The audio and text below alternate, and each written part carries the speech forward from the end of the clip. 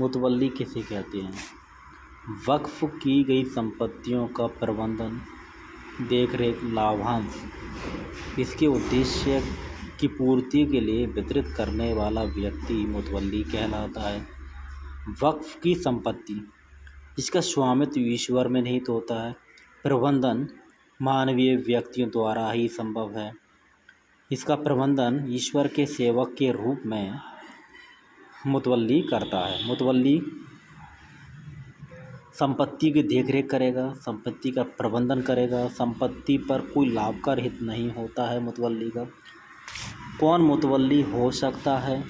कोई भी सामान्य बुद्धि वाला वयस्क व्यक्ति जो मुतवल्ली के कर्तव्य को करने की सामर्थ्य रखता हो, मुतवल्ली नियुक्त किया जा सकता है। वाकिफ स्वयं, वाकिफ की संतान तथा उनके उत्तराधिकारी, कोई अन्य व्यक्ति चाहे स्त्री हो, परंतु अपवाद है। धार्मिक एवं आध्यात्मिक कृत्यों के लिए स्थापित वक्फ में स्त्री मुतवल्ली नहीं हो सकती।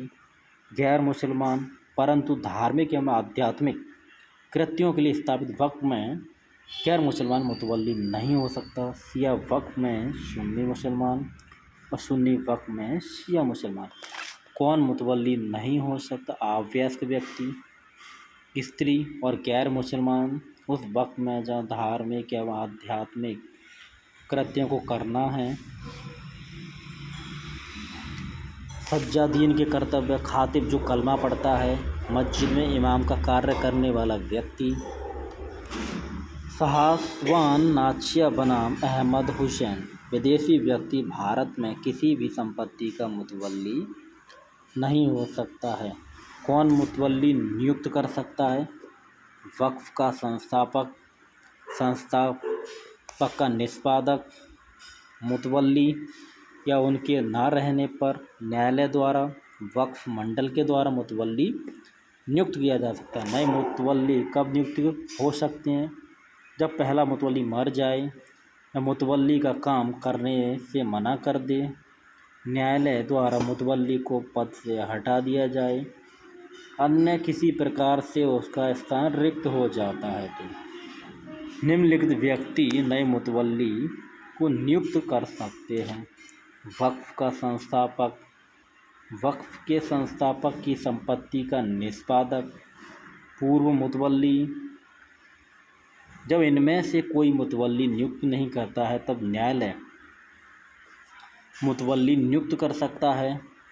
जमात द्वारा, किसी विशेष स्थानीय संप्रदाय के समाज द्वारा भी मुतवल्ली नियुक्त किया जा सकता है। उसमें रिवाज या नियमों द्वारा कुछ तरीके निश्चित रहते हैं।